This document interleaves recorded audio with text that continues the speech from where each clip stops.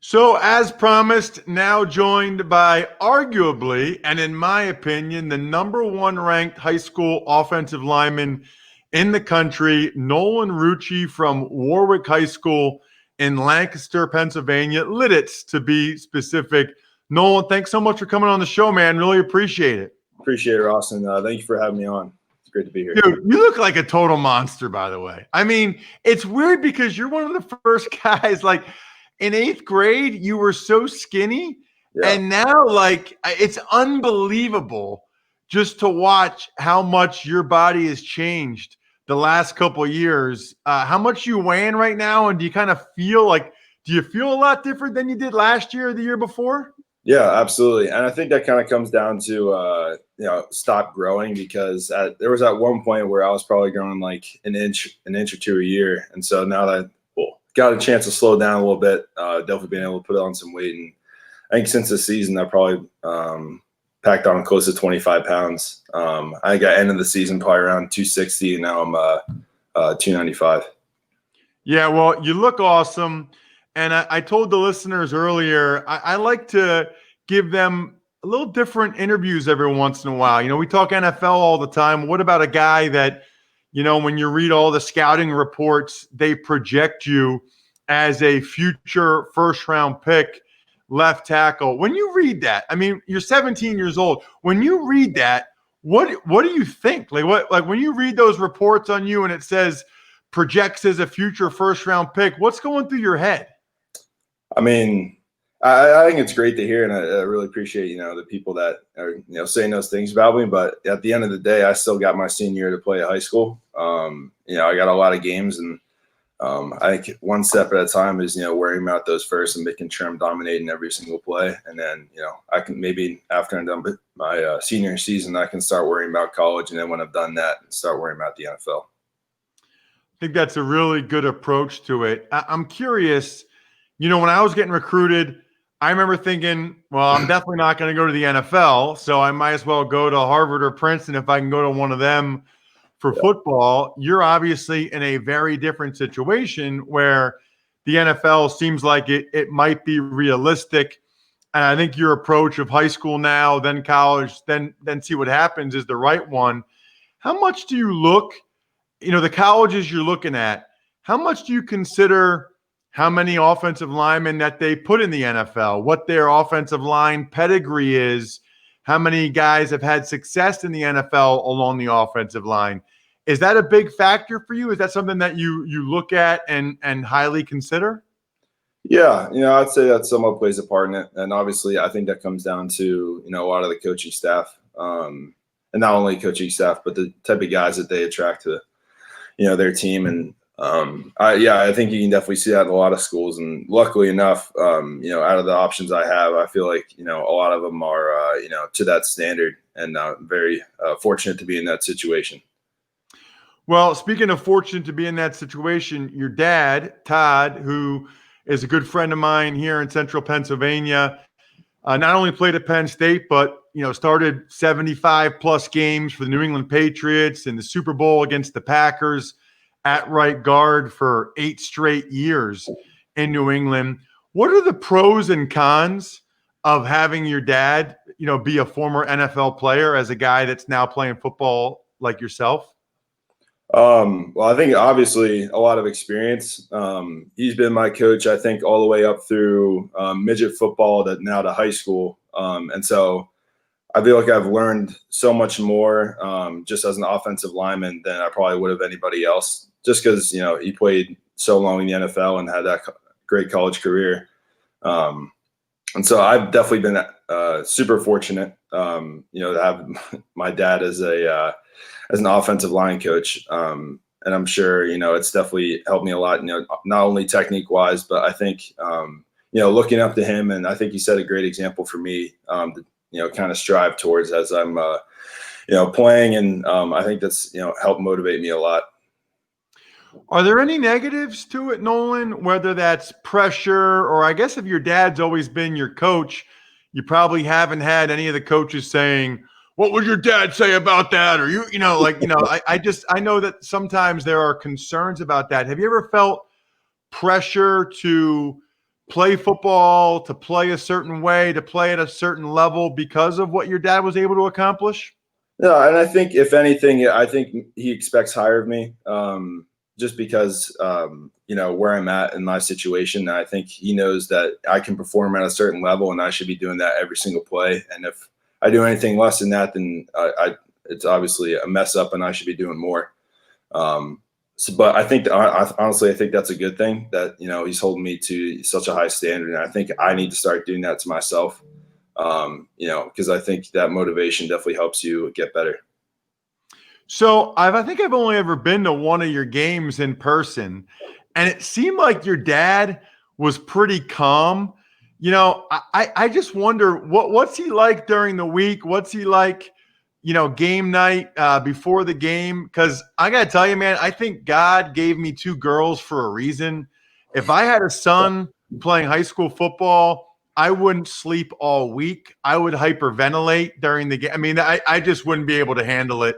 But it seems like your dad's actually pretty calm about things. Yeah, and yeah, he gets it out during practice week for sure. And but yeah, no, and plus he's been doing it since we were in 6th grade, so he's gotten used to coaching Hayden and I when we were coming up, and so I'm pretty sure he's used to it by now.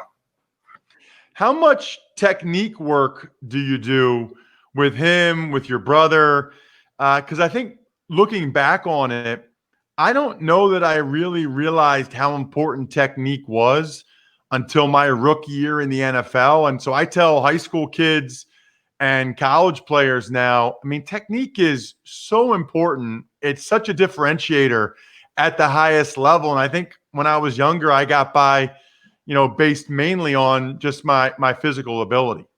Yeah, and absolutely. I think, unfortunately, with the given circumstances, not being able to take recruiting visits and stuff like that actually helped me out in that department, because I had my older brother Hayden come home, and fortunate we have a very nice lifting setup in our basement. We have like half a turf, and then half like a rubber mat with a bunch of like squat rack and weights and stuff like that. So I've been able to do anything I would be doing at my high school setup, and having my older brother back and my dad, all in the same house.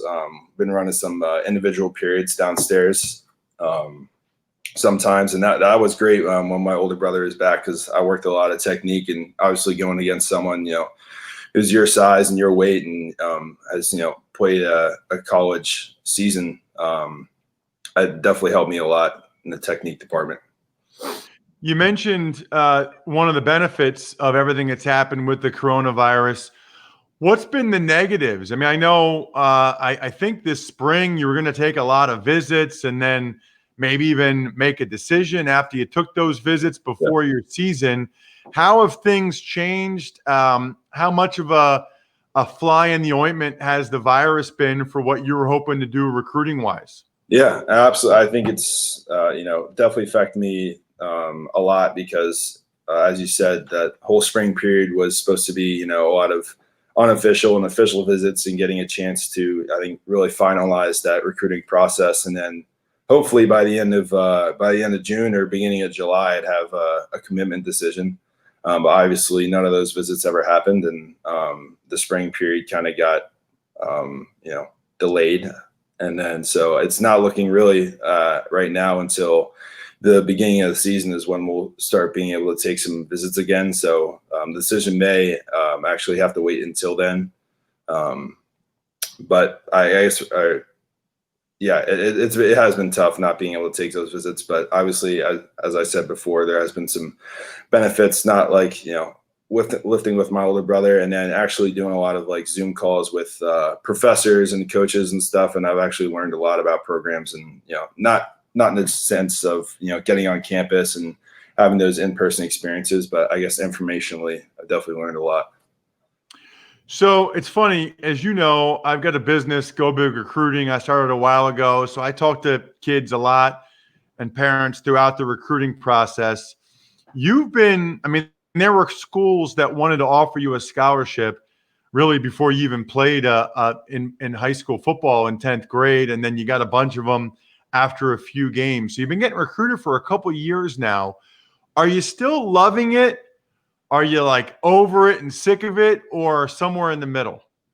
I'd say somewhere in the middle, because I'm definitely still really enjoying the process, and recruiting and everything. But I think sometimes when you're getting like 8 phone calls a day from coaches and stuff like that, and you got to keep up and remember all the calls you have scheduled for that week, it does get a little tedious sometimes. And I'm sure there's a lot of recruits that right now probably feel the same way. But yeah, I think I've loved it, the entire process. I don't think anybody is truly having a true recruiting process right now until we start being able to take visits again, just because it's such a strange time to be a football recruit, that's for sure. So, do you feel a lot of pressure in the sense that, you're the number one ranked player in Pennsylvania, arguably the number one offensive lineman in the country? You can pretty much go anywhere you want. You have all these scholarships. Every school wants you. I don't know what that's like. Do you enjoy it, or do you kind of feel pressure of everybody always asking you where you want to go, when you're going to make your decision? How are you handling everything?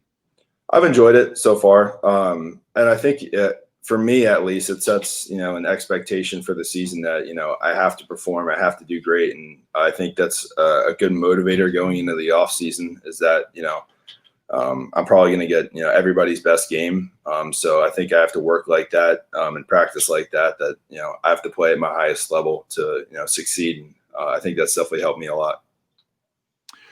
How is it? Because I know you've already had to tell some schools that that you're not interested anymore.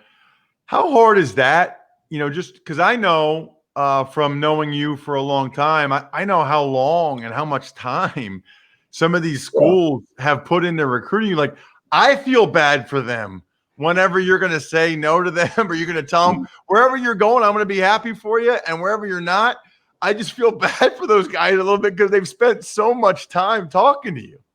Yeah, and those are really hard calls to make, and I when I narrowed down my top 9 list, I had to make a lot of those calls. But they're hard experiences that I think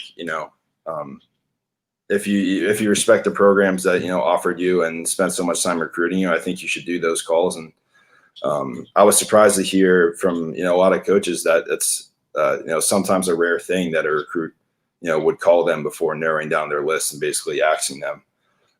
So I was really glad I did the calls, and I think the feedback that I got from the coaches was even though it was I think it was tough for a lot of them to hear, I think I had a lot of great feedback. Just out of respect for calling them and thanking them personally for the recruitment and the offer, before narrowing down my list. So even though they were hard calls to make, but I'm really glad I did them. So the irony, Nolan, is that you calling them to tell them that just reinforces the type of kid you are, which makes them want you even more as you're telling them you're not going there. So most of the listeners to the Ross Tucker football podcast, primarily NFL fans. So I thought it'd be interesting. How much NFL do you watch during the season? Honestly, not. I wouldn't say not as much as I should, but not nearly enough to stay informed. Like I'll watch. I'm a Patriots fan, but even then, I'll watch like their big games maybe, and then like I don't watch any of the preseason really, and then obviously I'll watch if they're in the playoffs and the Super Bowl. But yeah, like I'm just I'm not on TV a whole lot, so I don't get up or catch up on the NFL games. And we can clarify, you're not really one of these Patriots bandwagon jumpers. Your dad kind of played for the team. Yeah, I have to be a Pats fan, and I respect Tom Brady for what he did. Hold no anger against him, and I'll still support the team no matter what. That's kind of lucky for you that the team your dad played for ended up being the best team by a lot over the next 20 years. Your whole life so far. Last question, Nolan, would be: I know you said you don't watch the NFL that much. Are there guys that you look up to and or watch college, NFL, or maybe it's just old tapes of your dad? I don't know. Are there any guys who you look up to in the NFL or otherwise? Yeah, and I think when the Patriots were doing really well, and Nate Solder, when he played for the Pats, that was a huge guy I looked to a lot, just because he was a great player, and he played for the Patriots, and now that he's moved on, I still watch him a little bit. But what I've heard from a lot of coaches and I guess some of the recruiting guys is that I draw a lot of comparisons to Mike McGlinchey. And I think in that Super Bowl game, just watching him, he definitely has a lot of talent, and I really like watching him. So I'll definitely be keeping an eye on him the rest of the season. Well, both those guys are 6'8", and so are you. So those are really good guys to look to, because that's they have the same body type that you do. Nolan, thank you so much for coming on the show. Really appreciate it. We don't do stuff like this very often, but we've got so many different listeners. I like to give them a flavor of a guy that maybe we'll be talking about in a different way 4 or 5 years from now here on the Ross Tucker Football Podcast. You can check out Nolan on Twitter at Nolan Rucci if you want to follow and see where he ends up committing and signing later on this year. Thanks so much, Nolan. Thank you for having me on.